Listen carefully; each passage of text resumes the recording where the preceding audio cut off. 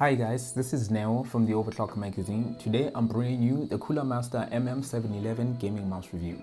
So this is generally a small mouse. So if you look at it, it's literally half the size of my hand. So this is not for palm grip, or at least for people with big hands or long fingers like I have. But having to use a claw grip on this mouse, I actually found it quite comfortable, more comfortable than I would have thought initially.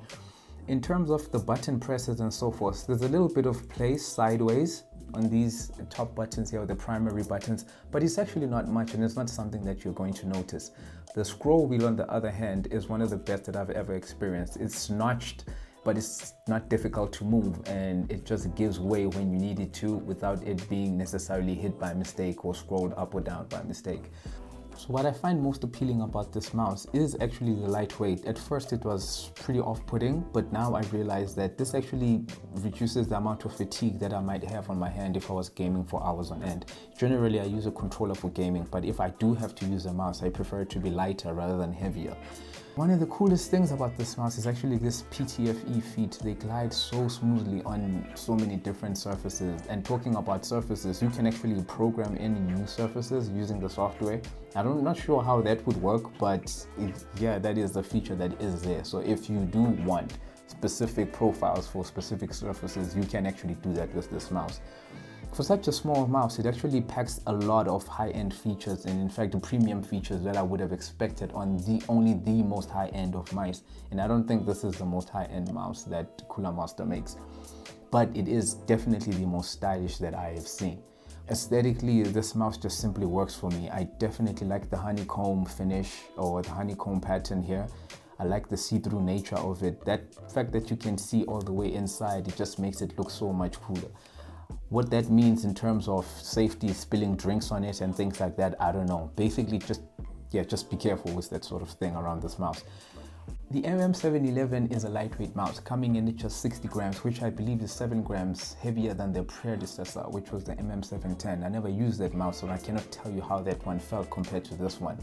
But having experienced this and having used it for literally weeks on end, I can definitely say that I would not be able to use a mouse that's even lighter than this one. This mouse uses Omron switches, which are rated for 20 million clicks, and the sensor, I think, is a PixArt 3389 sensor or something like that. Basically, it goes up to 16,000 dpi. I'm not sure who would need that sort of precision or would need that sort of sensitivity, but it doesn't hurt to have it should you be that person. In terms of size, I think this is a smaller mouse, probably small to medium size, and in fact, compared to other Cooler Master mice, you can actually see this is the CM310, so you can actually see how much smaller this mouse is. It's almost, I think, half the size, right? Or at least 3/4 of the size.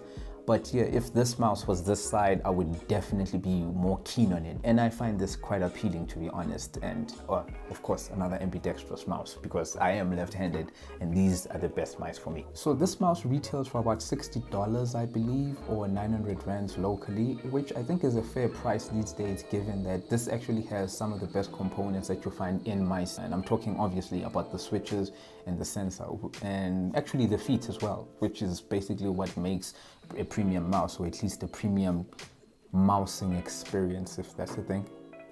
Usability, yeah, this is a mouse that I could probably learn to live with, even though I would prefer it to be a little bit bigger. Overall, I think this is one of the better mice that I've come across in quite a long time. I do lament the size of the mouse because I genuinely find it too small for my hands. But if it was a little bit bigger, it would be the perfect mouse for me, despite the fact that there are no buttons for left-handed users, even though it's claimed to be ambidextrous. In fact, I've been looking at the Cooler Master mice, at least the CM310 and a couple of other ones, not necessarily the MM710 that came before this one, and they're generally getting better. Feature, simplicity, and just design and presentation. Cooler Master's come a long way, and this is definitely a highlight mouse for me this year. So I do not hesitate to recommend this. Yes, it is smaller than I'd like it to be, but if you do have small hands or are just a claw grip kind of person, this is definitely a mouse that you should take a look at. Okay then, don't forget to share, like, subscribe, and I'll see you next time.